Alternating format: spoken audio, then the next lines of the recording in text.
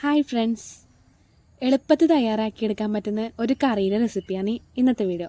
അതിനായിട്ട് കുറച്ച് സാധനങ്ങളെ വേണ്ടൂ. നമ്മളെ വീട്ടിൽ തന്നെ ഉപ്പ് ഉണ്ടാവുന്നത്.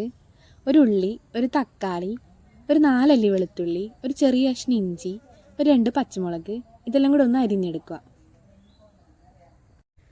ഒരു പാൻ അടുപ്പത്ത് വെച്ചിട്ട് അതിലേക്ക് കുറച്ച് വെളിച്ചെണ്ണ ഒഴിച്ചു കൊടുക്കുക.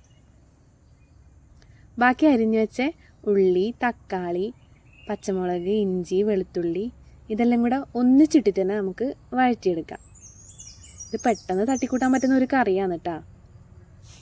ഞാനിതിൽ പച്ചമുളക് നീളത്തിൽ അരിഞ്ഞിട്ടില്ലേ, വട്ടത്തിലും വേണമെങ്കിൽ അരിഞ്ഞെടുക്കാം. എന്നാൽ കുറച്ചും കൂടി എളുപ്പത്തിൽ അത് വഴണ്ട് കിട്ടും. ഈ വഴറ്റുന്ന ഇതിലേക്ക് ഒരു നുള്ളു മഞ്ഞൾപ്പൊടി, ആവശ്യത്തിന് ഉപ്പ് എല്ലാം ഇട്ട് കൊടുക്കുക. കുറച്ച് കറിവേപ്പിലയും കൂടെ ഈർന്നിട്ട് ഇട്ട് കൊടുക്കുക. ഇത് നന്നായിട്ട് വഴന്നിട്ടാകുമ്പോഴാണ് മുളക് പൊടി ഇടേണ്ടത്. അത് നമുക്ക് എത്ര കളറ് വേണം കാണാൻ വേണ്ടിയിട്ട്, അല്ലെങ്കിൽ എരിവിന് ആവശ്യത്തിനായിട്ട് 2 തരം മുളക് പൊടി ഇട്ട് കൊടുക്കാം. കാശ്മീരി ചില്ലിയാണെങ്കിൽ കളറ് കിട്ടാൻ പാകത്തിന് ഇട്ട് കൊടുക്കാം. ഇതിപ്പോൾ അത്യാവശ്യം വഴണ്ട് കിട്ടിയിട്ടുണ്ട്. ഇനി ഇതൊന്ന് തണിയാൻ വേണ്ടി വെക്കണം. തണിഞ്ഞ ശേഷം ഇതിലേക്ക് തൈര് ചേർത്ത് കൊടുക്കാം. ശരിക്കും തണിഞ്ഞിട്ടാകുമ്പോൾ തൈര് ചേർക്കാൻ പാടില്ലൂ, അല്ലെങ്കിൽ പിരിഞ്ഞു പോവും.